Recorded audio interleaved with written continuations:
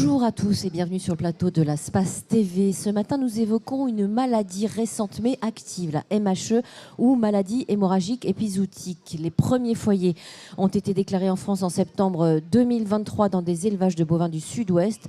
Pour rappel quand même, c'est important, cette maladie infectieuse est due à un virus et est transmise exclusivement par des moucherons du genre culicoïdes, les mêmes d'ailleurs que ceux de la fièvre catarrhale ovine, FCO, mais contrairement à cette dernière, elle semble n'affecter que les bovins. Pour autant, les symptômes sont similaires, fièvre, anorexie, troubles respiratoires, œdème, etc. Alors pour parler de cette MHE, deux invités sur ce plateau. Je suis ravie d'accueillir David Ngoembot, qui est vétérinaire, conseil à GDS France, qui est le groupement de défense sanitaire, c'est bien ça? Bonjour. C'est bien ça, bonjour à vous. Bienvenue. Et à vos côtés, David, Laurent Saint-Affre, vous êtes éleveur de bovins dans l'Aveyron et président de la Chambre d'agriculture de l'Aveyron d'ailleurs, et président également de la FDSEA, la Fédération départementale des syndicats d'exploitants agricoles. Bienvenue sur ce plateau. Bonjour, merci. Objectif de ce plateau, partager vos deux visions complémentaires sur la vision du terrain d'un côté et l'expertise vétérinaire de l'autre. Je voudrais démarrer avec vous, David. Je voudrais qu'on fasse un point sur la situation épidémiologique en France aujourd'hui.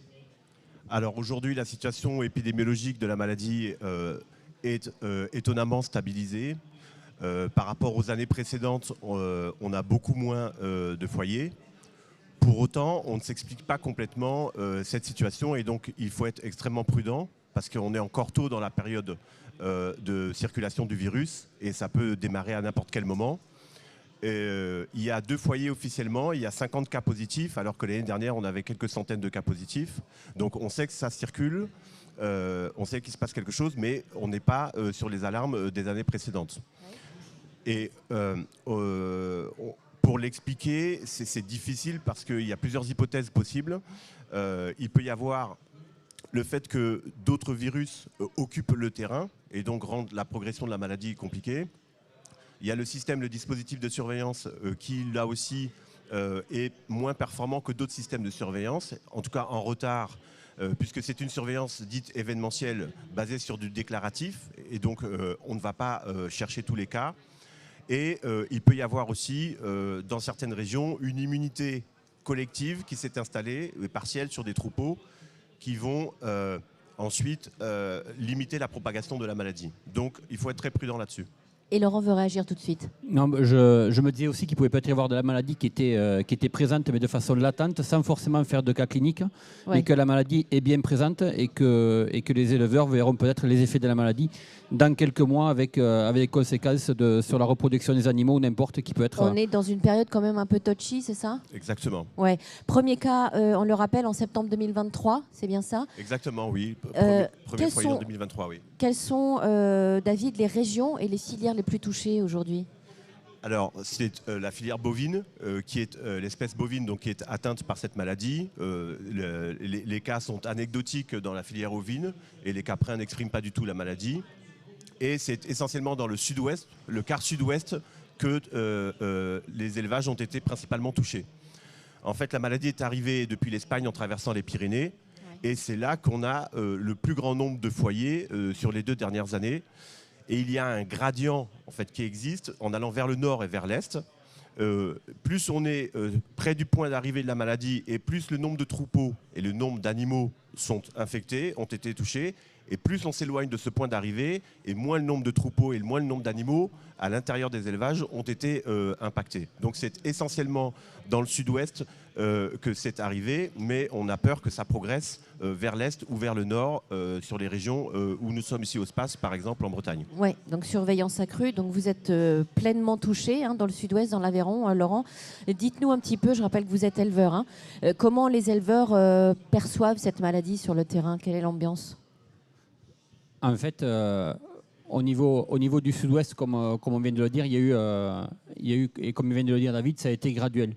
En fait, quand la maladie a démarré en France, on va dire qu'il y a principalement la première année, donc en 2023, les départements des Pyrénées qui ont été très très fortement impactés avec beaucoup de cliniques, beaucoup d'animaux qui sont morts, beaucoup d'autres animaux qui ne s'en sont jamais remis et dont l'état physiologique n'a pas réévolué dans le bon sens et les éleveurs ont dû se séparer de ces animaux-là. Ça laisse de graves séquelles, c'est ça que vous êtes en train de nous tout à fait, dire? ouais. Dans la première année, il y a eu beaucoup de séquelles donc dans les élevages. Et après, donc avec, comme je l'ai dit, donc de la clinique, des animaux qui s'en sont remis, d'autres absolument pas. Et aussi, évidemment, beaucoup de pertes au niveau reproduction donc dans les années à venir, avec beaucoup de vaches qui sont restées vides, beaucoup de vaches qui ont avorté aussi. Bref, des conséquences vraiment phénoménales dans la première année dans les troupeaux des Pyrénées. La deuxième année, donc, la maladie a progressé, monté un peu plus donc, sur le sud Massif central et Massif central après, avec oui, des cas cliniques, mais par contre beaucoup moins importants que ce qu'il y a pu y avoir la première année dans les Pyrénées. Et par contre, beaucoup de cliniques et aussi avec donc des effets sur la reproduction et sur le nombre de veaux-nés ou compagnie, donc encore cette année. Par contre, là où il faut être très prudent, c'est qu'il y a certains départements en France qui n'ont, à aujourd'hui, où la maladie n'a pas été encore diagnostiquée. Ouais. Mais par contre, voilà, il faut être vraiment prudent. Il faut que ces éleveurs-là prennent bien conscience que la maladie peut arriver ou, j'ai envie de dire, va arriver dans leur territoire. Mais par contre, avec un niveau de gradation qui sera comment? Est-ce que ça sera toujours avec des impacts qui sont dégressifs parce que quand la maladie arrive? Ou alors est-ce que ça peut être aussi un gros choc avec beaucoup de cliniques comme il y a pu y avoir la première année dans les Pyrénées? Est-ce que vous avez été touché, Laurent? Oui, mon troupeau a été impacté par la MHE l'année dernière, oui. Avec, le vaccin est arrivé, la maladie a débuté en France, donc, comme on le disait, en septembre 2023. Le vaccin disponible en septembre 2024. Et donc, voilà, moi, la maladie est arrivée dans mon élevage donc en tout début, fin septembre, début octobre 2024, avec très peu de cliniques, même pas de cliniques. Mais par contre, avec des animaux, avec de gros décalages de reproduction ou compagnie, avec des taureaux stériles, avec vraiment du gros impact sur le troupeau. On parlait à l'instant de séquelles. Quelles sont les séquelles que laisse cette maladie? Je parlais de séquelles, donc il peut y avoir des animaux. Enfin, moi, je n'ai pas eu de séquelles forcément sur les animaux, mais par contre, j'ai eu toutes les conséquences au niveau reproduction. Ouais. Allez, un chiffre qui va parler ou qui ne va pas parler peut-être à certains. J'ai eu un décalage d'environ 100 jours d'intervalle vélage-vélage. Donc ça veut dire que sur mon troupeau, c'est des pertes indirectes qui représentent à peu près 60 000 euros. D'accord. Par contre, j'ai quand même fait le choix de vacciner.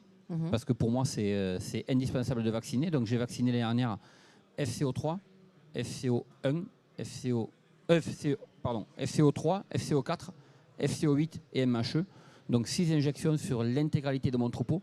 C'est quelque chose qui m'a coûté environ 3 000 euros. D'accord. Un investissement de 3 000 euros. C'est pas négligeable. Un investissement de 3 000 euros qui a permis ou qui aurait pu permettre, si ça avait pu être anticipé, d'éviter 60 000 euros de pertes. Ouais, ok. On va parler de l'impact de la maladie sur les métiers, si vous le voulez bien. Laurent, dites-nous quelles sont les répercussions directes sur le quotidien des éleveurs, justement. Sur le quotidien des éleveurs, c'est déjà l'impact psychologique, l'impact humain. Ça crée du stress. Voilà, ça crée du stress, ça crée beaucoup de détresse, quoi. La première année, quand on discutait avec les éleveurs des Pyrénées, enfin de l'arc pyrénéen, et qui nous disaient drencher 2, 3, 5, 10 vaches. Donc drencher, c'est les alimenter parce qu'en fait, elles n'ont plus la capacité de manger, de se nourrir avec du fourrage grossier, avec des concentrés et ni rien du tout. Donc en fait, c'est simplement des compléments nutritionnels qui leur sont apportés 2, 3 fois par jour, individuellement, à chacune, manière de les tenir dans un état physiologique qui soit acceptable, c'est-à-dire que de pouvoir les hydrater et les alimenter de façon optimale. Ouais. Donc ça, ce sont des grosses contraintes de gestion. Ça, c'est gestion du troupeau. Ouais. C'est gestion du troupeau et toute la contrainte et toute l'énergie qui doit être dépensée pour alimenter, pour tenir les animaux dans des états physiologiques corrects, manière d'attendre que la virémie, que l'impact de la virémie se dégrade. Et après, voilà, j'en ai parlé aussi tout à l'heure, donc des vaches qui avortent, des vaches qui ne remplissent jamais, qui ne rentrent jamais en cycle de reproduction normal, donc qui deviennent incapables de refaire des veaux. Des pertes laitières. Alors des pertes laitières, oui, quand on parle de pertes laitières, tout le monde imagine les pertes laitières pour les cheptels laitiers, mais il y a aussi les pertes laitières pour les cheptels allaitants. Et du coup, des vaches qui ne mettent jamais de lait comme il faut ou dont la production laitière se dégrade, et des veaux qui, en fait, à un moment donné, font la moitié du poids qu'ils devraient faire ou peut-être bien plus s'ils ne sont pas morts. Quelles sont les répercussions maintenant sur l'aspect commercialisation? Parce qu'effectivement, il y a un impact aussi. Sur l'aspect commercialisation, donc c'est vrai que la première année, donc tout à fait au début, quand il n'y avait pas de vaccin, ça a été vraiment compliqué parce qu'en fait, il a fallu faire des PCR pour pouvoir exporter des animaux. Il a fallu faire des PCR pour pouvoir exporter vers l'Italie, qui est le principal marché au niveau broutard. Il a fallu faire donc des PCR, donc c'est-à-dire prise de sang avant d'envoyer les animaux. Tout ce qui était négatif pouvait partir. Tout ce qui était positif, le marché a dû, ou les éleveurs ont dû chercher des marchés autres, donc engraissement ou voilà, pour pouvoir continuer, pour pouvoir commercialiser leurs animaux. Et donc maintenant, depuis un an ou un peu, depuis un an quasi, donc la vaccination est disponible. Donc c'est vrai que le vaccin a permis aussi de stabiliser le marché. Et donc aujourd'hui, pour envoyer des animaux vers l'exportation, il y a deux grands principes. C'est ou une PCR négative, désinsectisation plus PCR négative, ou alors vaccination. Après, suivant les destinations, c'est la vaccination. Les animaux peuvent partir ou 14 ou 60 jours après vaccination. David, je me tourne vers vous pour savoir quelles sont les nouvelles contraintes pour les vétérinaires, justement, et pour les GDS. Est-ce que vous pouvez nous en parler ? Alors, la difficulté de ces maladies vectorielles, c'est que elles sont de trois principales difficultés. La première, c'est que on a des variants, on a des sérotypes qui sont différents les uns des autres, et on ne sait jamais à quoi on va avoir affaire quand ça arrive. C'est un peu le loto. Et on est toujours dans une course pour essayer de mesurer les impacts et de voir ce qui va arriver et d'ajuster les mesures comme il se doit, notamment les contraintes et les restrictions au mouvement par rapport aux conséquences commerciales que ça peut occasionner.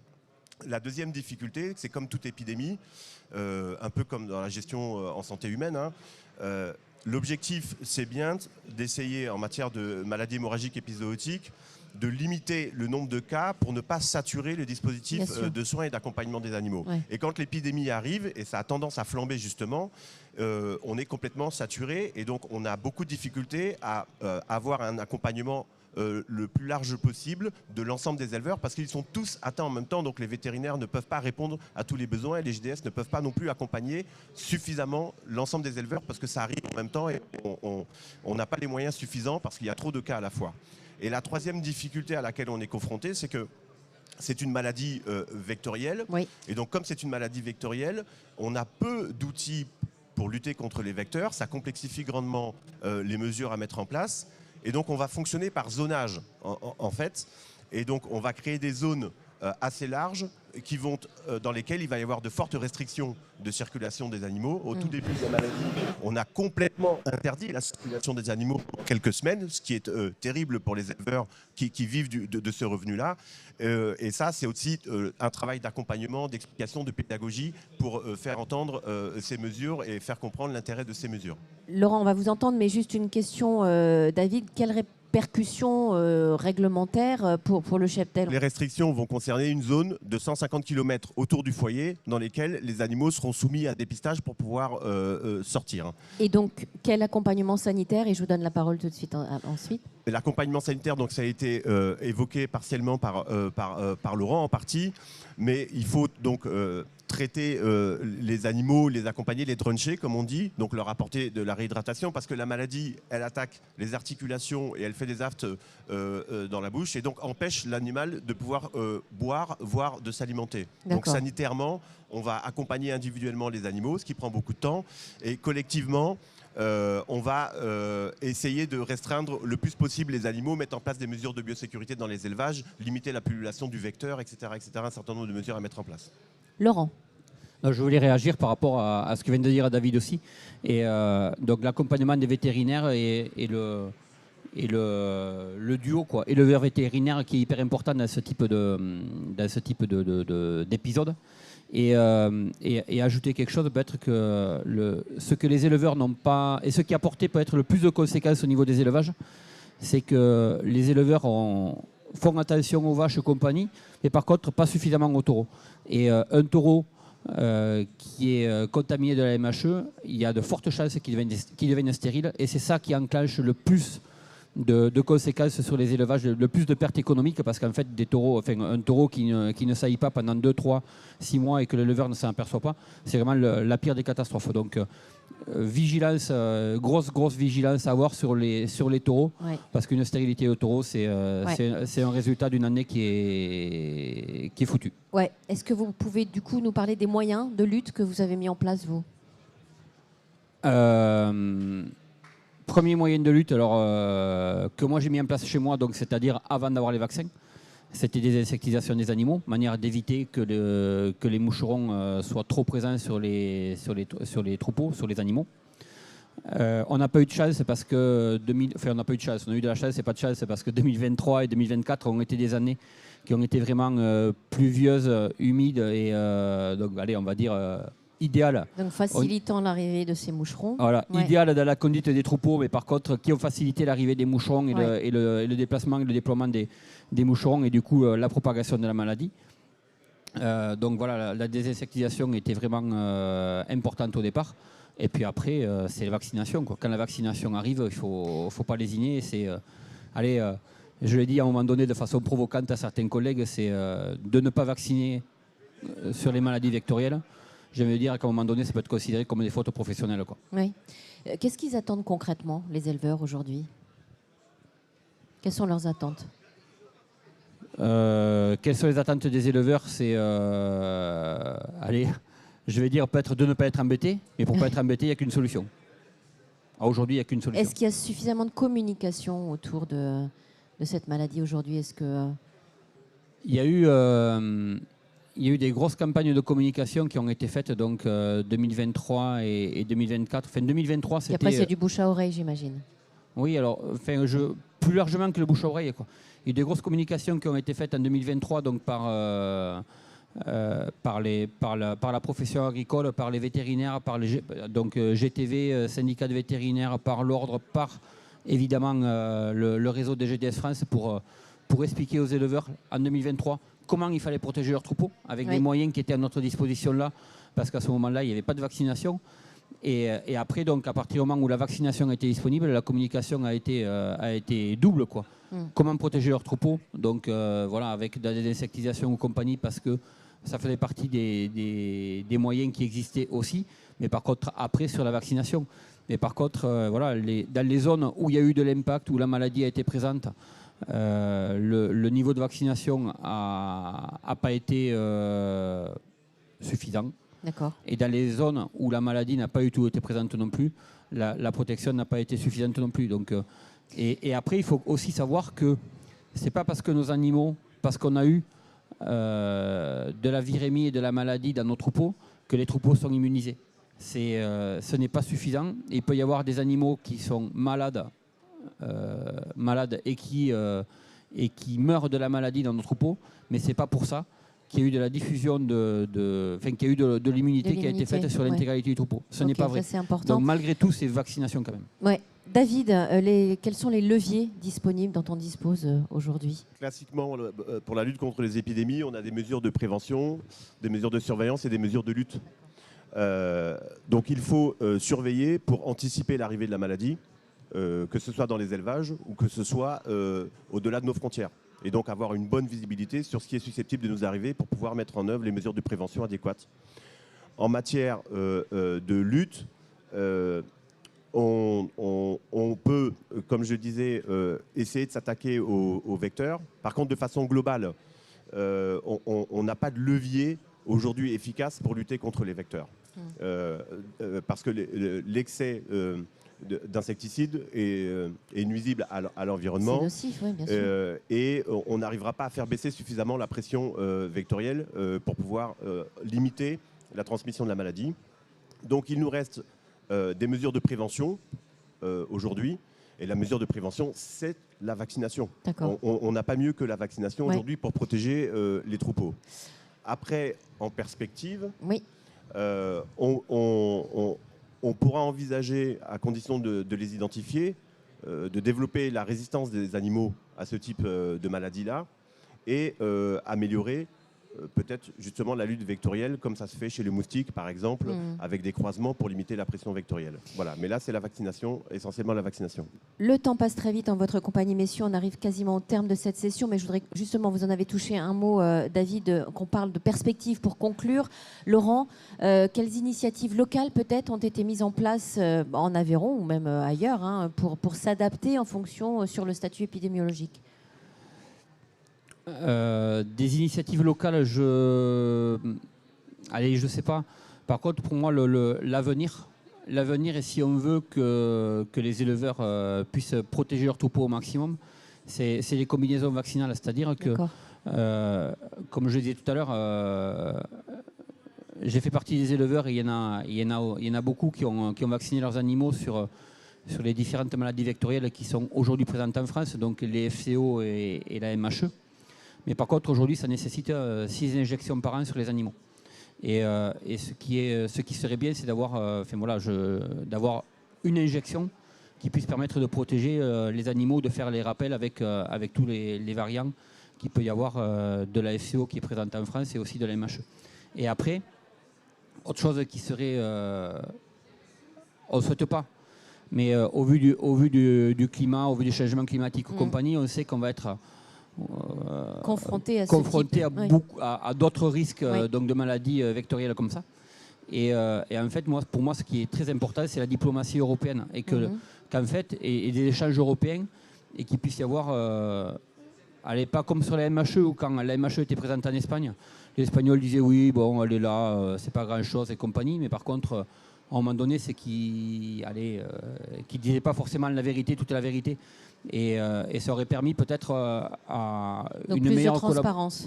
Plus de transparence, meilleure collaboration européenne et meilleure anticipation. Et ça nous aurait certainement évité ces catastrophes-là. Comment va votre troupeau en un mot? Aujourd'hui, ça va. Ça va, ok. Le fonctionnement est redevenu à peu près normal. Bon, voilà, les vélages sont décalés et compagnie, mais... Vous avez géré. Voilà, ça s'est géré, mais par contre, voilà, je suis sorti d'un cycle de production qui était avec des vélages groupés à un moment donné, avec à nouveau des vélages qui se sont étalés. Il va falloir travailler au recalage de tout ça. Oui, ça demande de la résilience. Un petit mot de conclusion, David. Moi, je voudrais savoir quelles sont les perspectives peut-être à moyen terme pour la filière bovine.